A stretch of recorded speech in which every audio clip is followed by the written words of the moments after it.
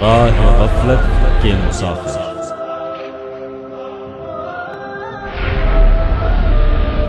شیعہ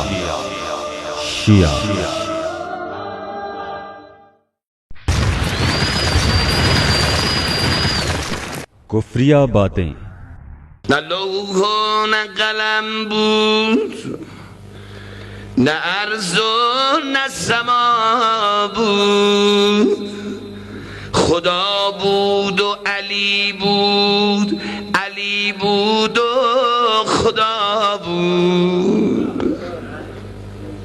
خیلی شعر قشنگی گوش بدید. نه حرف از من و ما بود، نه ذکر تو و من بود، علی بود و علی بود که پیش از من و ما بود، علی اول و آخر، علی باطن و ظاہر۔ محترم ناظرین، آپ نے دیکھا کہ وہ صفات جو اللہ رب العزت کے لیے خاص ہیں، شیعہ علماء اور شعراء ان اوصاف کو حضرت علی رضی اللہ عنہ کے لیے ثابت کرتے ہیں۔ دوسرے الفاظ میں یہ لوگ حضرت علی رضی اللہ عنہ کو اللہ تعالیٰ کا حلیف اور شریک قرار دیتے ہیں، اور ان کو تمام مخلوق حتیٰ کہ انبیاء علیہم الصلاۃ والسلام اور فرشتوں سے بھی بالاتر سمجھتے ہیں، بلکہ بعض اوقات اللہ تعالیٰ کی صفات بھی انہی کو دیتے ہیں۔ اس طرح کا عقیدہ اور شرکیہ نظریات تو مشرکین مکہ کے بھی نہیں تھے۔ اللہ تعالیٰ کی ربوبیت کا عقیدہ تو وہ بھی رکھتے تھے۔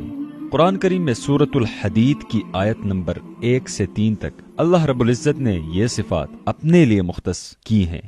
سبح للہ ما فی السماوات والارض وهو العزیز الحکیم، له ملک السماوات والارض یحیی ویمیت وهو على كل شيء قدير، هو الأول والآخر والظاهر والباطن وهو بكل شيء عليم۔ اللہ ہی کی تسبیح بیان کرتے ہیں جو کچھ آسمانوں اور زمین میں ہے، وہ زبردست حکمت والا ہے۔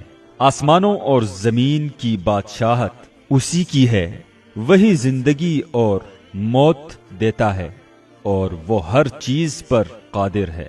وہی اول ہے اور وہی آخر، وہی ظاہر ہے اور وہی باطن، اور وہ ہر چیز کو بخوبی جاننے والا ہے۔